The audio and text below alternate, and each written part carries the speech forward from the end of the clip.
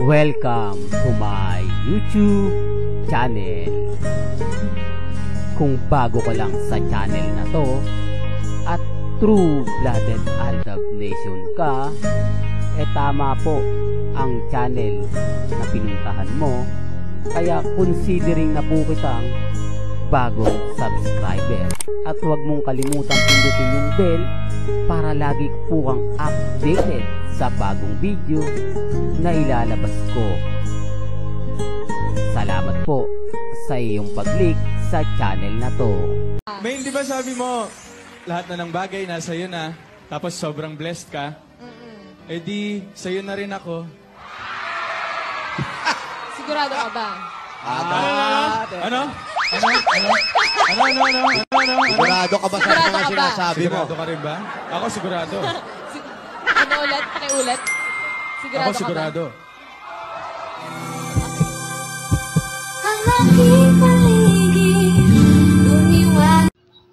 Welcome back mga kaaldab. Ito na naman po ang inyong lingkod, si Mr. Destiny. At syempre marami na naman po magre-react. Marami na naman magkokomento sa mga ina-update natin. Lalong-lalo na nga po ang mga taong galit na galit sa mga ganitong video. Hindi po ba napakasarap balik-balikan? Panoorin ang mga video na ganito na kung saan naman po talaga masasabit, mapapaliwanag ko sa inyo yung mga nangyayari at mga nagaganap nga po noong mga panahon ng sobrang saya ng fandom. Aminado naman po tayong throwback to, di po ba? Pero yung update natin latest, siyempre bago tayo dun pumunta, pag-usapan natin yung mga nangyayari at nagaganap kung bakit nga po ba kampante at hindi nga po natitinag si Mr. Destiny.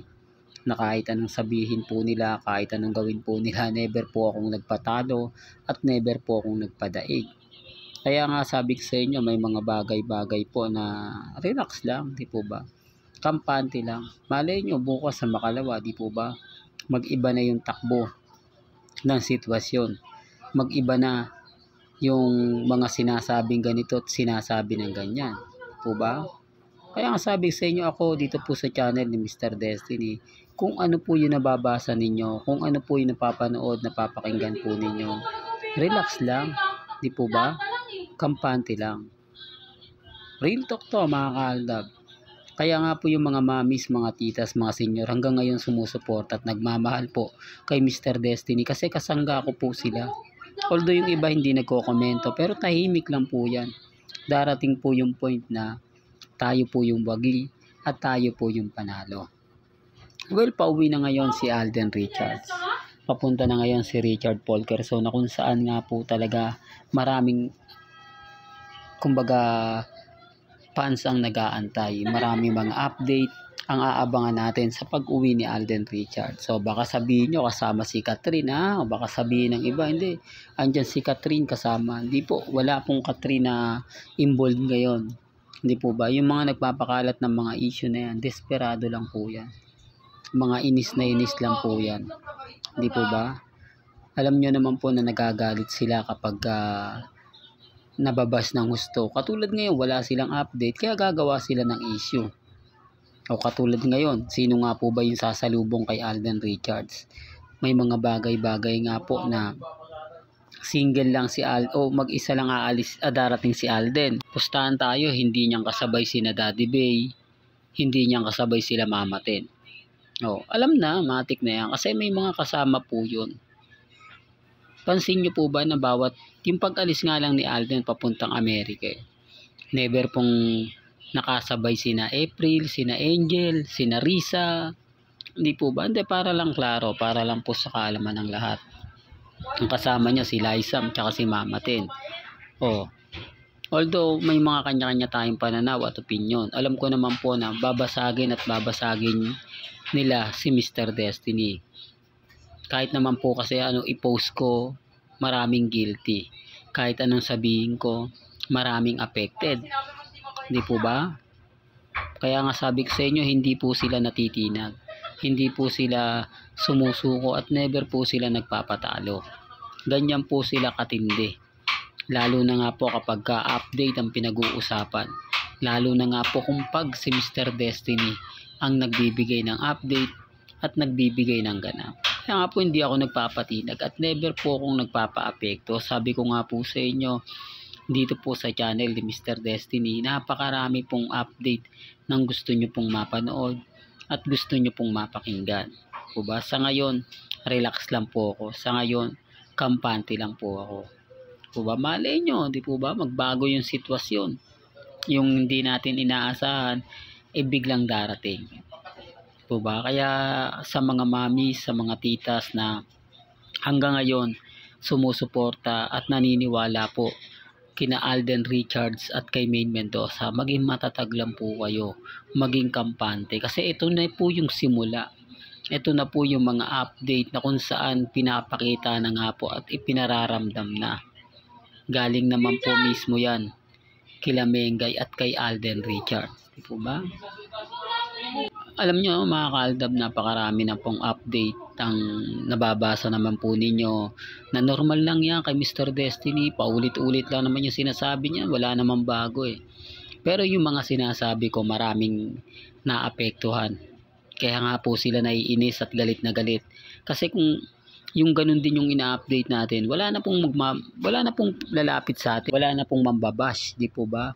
Pero hindi kasi ramdam nila na yung mga sinasabi ko may punto. Gaya nga po ng issue kay Mengay at kay Sanjo, ang daming komento, no? Ang daming sinasabi, pero okay lang naman po yan. Gaya ng pinapaliwanag ko, hindi ko naman po talaga dapat ina-update yan. Aminado naman po ako, di po ba? Pero syempre, masarap din makisawsaw doon dahil si Mengay naman po yung issue ron. Di po ba? Si Mengay ang kasama sa pinag-uusapan at hindi naman tayo nagpapalit ng content. Di po ba, hindi gaya ng iba na kapag may nakakita sila ng trending, dun sila. Di po ba, gaya nga po ng Cut 10. Unang putok ng Cut 10, di po ba? Ang daming mga vlogger ang naglabasan, ang daming mga vlogger ang gumawa ng content, ang daming nakisawsaw, andyan na sina Abante News, di po ba? Rayla Pumaloy, si Ray Pumaloy, mga kasama niya, sumabay pa si Christopher Min, tapos nakisawsaw pa itong si Ogie Diaz, sinabi niya ayon sa aking reliable source na si Catherine at si Alden Richards ganito ganyan etc etc, di ba?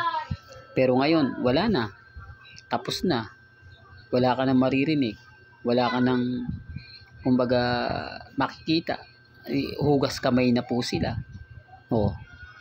Yan ang sinasabi, pinapaliwanag ko, hindi po katulad ko mabash man ako, okay lang yan. At least naninindigan po ako sa relasyon nila Mengay at Isoy.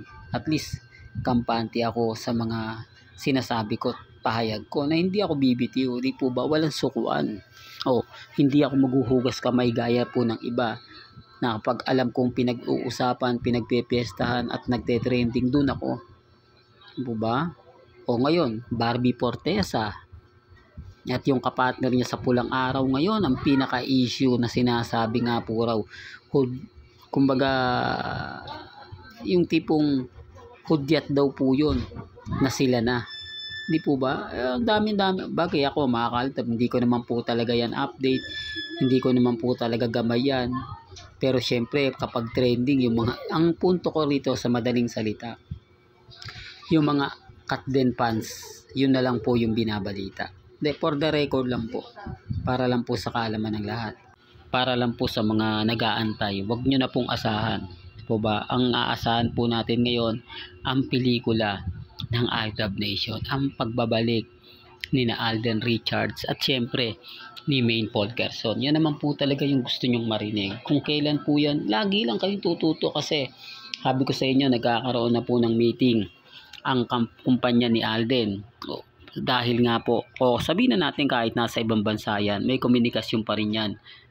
Di po ba? Yung pagbati lang ng TVJ, magandang senyalis na yon. Di po ba? Tapos, sabi nga po ni Alden Richards, wala na po siyang commitment ngayon sa GMA Network. Wala siyang teleseryeng gagawin. At yung pelikula, natapos niya. Kaya nga po ipalalabas na yung Out of Order na yung iba nag-aantay na at gusto na nga pong mapanood. Diba? Kaya sabi ko nga po, mag-antay-antay lang kayo kung ano na nga po ba yung magaganap at kung ano na nga po ba yung mangyayari. Kaya nga po sabi ko sa inyo, maging relax lang. Di po ba? Kung ano yung sa tingin yung may ganito, may ganyan, may antayin nyo, malay nyo, mga kaaldab, no? Bilog ang mundo, po ba? Yan naman po yung lagi kong sinasabi at pinapaliwanag. Hanggang dito na lang po ang ating latest updates. Kaya kung gusto nyo pa po ng pinaka-latest at sariwang update, abay tumutok lang po kayo dito po sa channel ni Mr. Destiny para updated po kayo sa mga latest at sa mga bagong video po na ilalabas po natin maya-maya lang. Kaya kung bago ka lang sa channel na to at isa kang true-blooded Aldab Nation na nagmamahal kina Mengay at Isoy, tama po ang channel na pinuntahan mo, kaya consider na po kitang bagong subscriber. At huwag mong kalimutang i-share ang mga video po natin sa mga mami, sa mga titas at sa mga senyor. Hanggang sa muli, salamat po sa panonood at pakikinig.